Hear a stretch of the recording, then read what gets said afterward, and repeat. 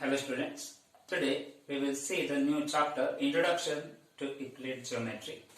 The geometry means, geo means earth and metron means measure. It is a Greek word, the combination of two words, geo and metron. It means we have to measure the earth.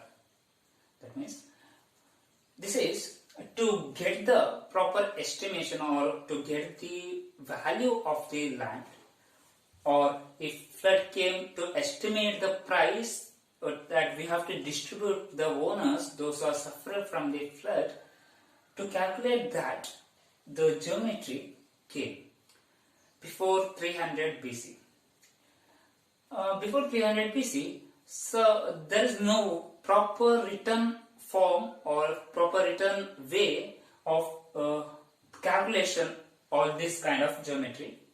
At 300 BC, the mathematician teacher Euclid, he written all his proof, all his definitions and some others definitions in one book.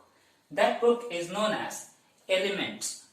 In that book, he written some of the definitions, 23 definitions, and some of the proof. Using that book, now the geometry concept starts. Okay. Therefore, this person Euclid is known as father of geometry. So, father of geometry is Euclid. He gave two things: one, axioms or postulates; second one, theorem. The axioms means axiom or postulates. Those are the statement. Those are the assumptions which are obviously universal truth, but they are not proved. He gives some of these statement which is obviously true, but there is no proof for that statement. So for that they are using the name axioms or postulates. If one statement have the proof, then it is known as theorem. Theorem are the statement which are proved using the definitions, axioms, previous proved statement, and deduction of reasoning. While given the reason or while the definition by axioms or previous proved statement, we all can prove any one statement, then that statement is known as theorem. Let us see some of the definitions, that is Euclid definitions. Okay, here you have 7 definitions. The first one: a line is that which has no part, or a line is an endless length. We know, this is a line, this is a line segment. The line means it has endless length. Okay, we are writing a line like this using 2 arrow mark. That means line can extend on both directions. So the line is which has no parts, no breadth, and so it is a endless length. Second point: a point has no dimension. We know this is a point. This point does not contain the length, breadth, and height, all the quantities. So a point has no dimension. Third definition: a line which lies eventually with the point on itself is a straight line.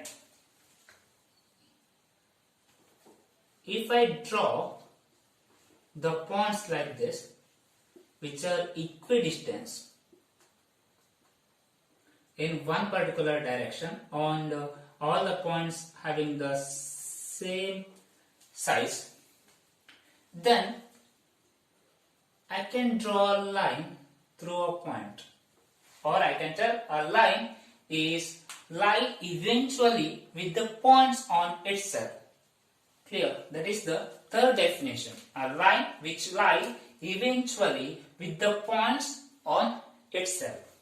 The next one: points are ends of line. Here line means line segment. Okay, if they are considering one line segment, then you can see the end point of the line, end part of the line are points. So points are the ends of line.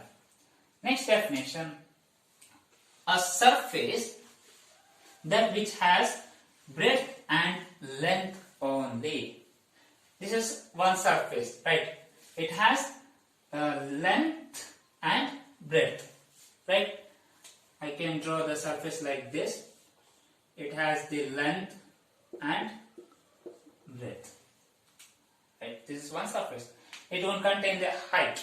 So a surface is that which has breadth and length only. This is the definition for this surface. A plane surface which lies eventually with the straight line on itself. Now I will write the several lines which has the equal length line segments with the equidistance. You can see from this line segment I can place one surface in it, right? So a surface is that which has a plane surface which lies eventually with the straight line. Plane surface ಅಲ್ಲಿ ಎಷ್ಟು ಸಹ straight lines ಇರ್ತದೆ, eventually with the straight lines. Okay, that is the meaning of the sixth definition. Lines are edges of the surface. You can see here the edges of the surface. One is this, second one is this edge, third one is this, fourth one is this. All the edges are lines. So lines are the edges of the surface. These are 7 definitions that you have in this chapter. This is 7 Euclid definition. The first one is a line is that which has no parts, or a line is an endless length. A point has no dimension. A line which lies eventually with the point on itself is a straight line. Points are the ends of the line. A surface is that which has breadth and length only. A plane surface which lie eventually with the straight line on itself. Lines are the edges of the surface. So we will see the Euclid axioms. The word axioms here we are using because it can be used in any field in mathematics, not only the geometry. Okay. The first axioms: things which are equal to the something are equal to one another. Okay, things which are equal to something are equal to one another. If A is equal to B and B is equal to C, here you can see these two are equal and B is equal to C, then A is equal to C. Things which are equal to something, then are equal to one another. Okay. The second axiom is if equals are added, equals the whole are equal. Equals are added, equals, then wholes are equal. Next I will take one example. A is equal to B and C is equal to D. Okay. If I add the equals to the equals, let me take, I will add A and C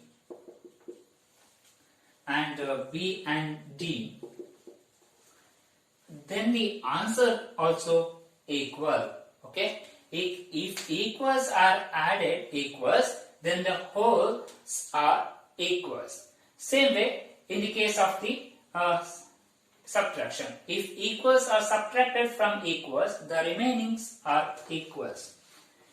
Let me give one more example. If A is equal to B, if I can add 2 to this side, then the answers are equal, right? If I am adding 2 on both sides, right?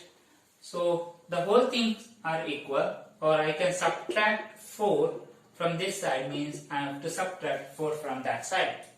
That means I am subtracting 2 parts, that is 4 equal to 4. From the equal A is equal to B, then the whole things the remainder are equal. Next axioms, things which are coincide with one another are equal to one another. Now let us see, these are the marker and their length and the breadth are all same, right? So things are coincide with one another, then these two things are equal. Okay, things are coincide with one another, then these two things are equal. Here are things say with same height and with same breadth. So that is the Euclid fourth axiom. Next one, the whole is greater than the part.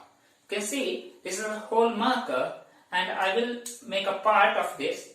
The measurement of the part is smaller than, lesser than the whole part, right? The whole things is greater than the part. Okay? Things which are double of something are equal to another. That's next axioms, Euclid axioms. It states that if A is equal to B, then 2A is equal to 2B. If we double the amount of the equal things, then the doubles are also equals. Okay, same way if we divide the number 2, or if we did the half of the things, that A is equal to B, things which are halves of the something, that is half of A is equal to half of B. Clear? Things which are half of the somethings are equal, then which are equal one another. The things are equal one another. This is the seventh Euclid axioms. I will read one more time. Things which are equal to some things are equal to one another. If equals are added, equals, the wholes are equals. If equals are subtracted from equals, the remainder are equals. Things which are coincide with one another are equal to one another. The whole is the part is greater than the part. Things which are double of the some things are equal to one another. Things which are half of the something are equal to one another. These are the 7 Euclid axioms that you have. Next one, Euclid postulates. The postulate means we know there are statements which has no proof, and these are all statements which is used only in geometry. Okay, therefore it is named as postulates. Okay, the statement which are not proved and which is related to geometry, then that statement is postulates. The first one, a straight line which is drawn from any one point to any other point, right? You can draw any, you can take any 2 points, we can draw a straight line, any point, any point. So the next postulate is, a terminated line can be produced indefinitely. Yes, definitely. If one line is terminated here, we can produce that line indefinitely in both the directions, right? That is the meaning of the second postulate. A terminating line can be produced indefinitely. And third postulate, a circle can be drawn with any center and any radius. I can draw a circle with the center here, or I can draw a circle with center here. Anywhere we can draw a center of the circle, and with any radius we can draw a circle. This is having great radius. So having radius. With any radius, we can draw the circle, and with any center also. So a circle can be drawn with any center and any radius. All right angles are equal. You can consider this is one right angle, and this is another right angle. This is next right angle, and this one next. These are the 4 right angles. Okay, we are writing right angle like this. All these right angles are equal. This is the fourth Euclid postulates. The fifth one is, read it carefully. If a straight line falling on the two straight lines making the interior angle on the same side of its taken together less than 2 right angle, then the two straight line is produced indefinitely meet on the side on which the sum of the angle is less than 2 right angles. That means if you consider two lines like this, okay, one straight line falling on two lines. Sorry, this is not. Here two lines. One straight line is falling on two straight line, and here the interior angles are these four. Right, these four are the interior angles. Okay, then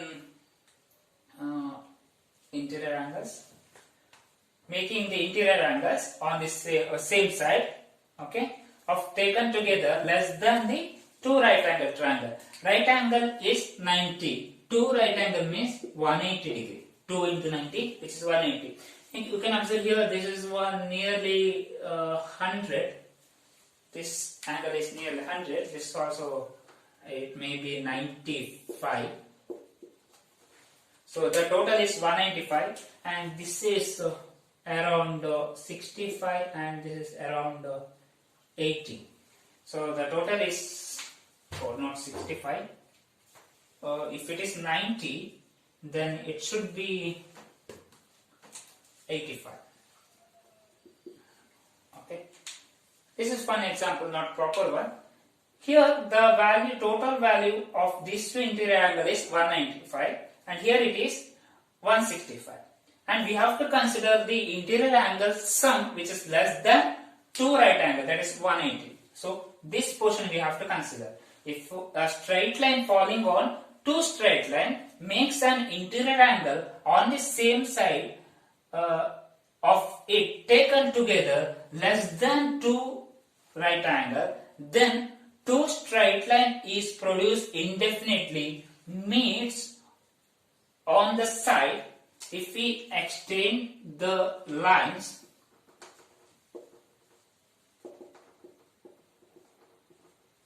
indefinitely, it will meet on the side on which the sum of the angle is less than 2 right angle.